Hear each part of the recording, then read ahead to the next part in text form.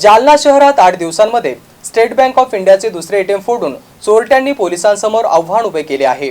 MIDC परिसरातील state बँकेचे ATM मध्ये असलेली सुमारे 8 लाख रुपयांची रोकड गॅस कटरच्या साहाय्याने एटीएम कापून चोरट्यांनी लंपास केली आहे।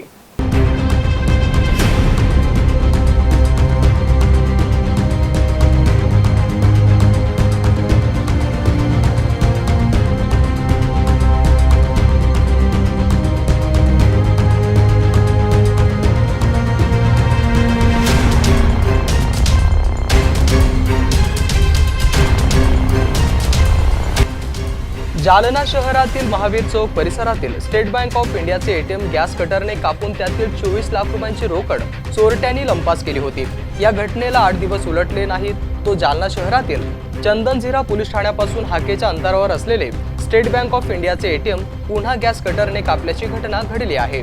या एटीएम मधील 8 लाखांची रोकड चोरट्यांनी लंपास केली आहे आणि त्यामुळे रात्र गस्तीवरती असलेल्या पोलिसांच्या कामकाजावर प्रश्नचिन्ह निर्माण झाले आहे। या प्रकरणी चंदनझिरा पोलीस ठाण्यात गुन्हा दाखल करण्याची प्रक्रिया सुरू होती।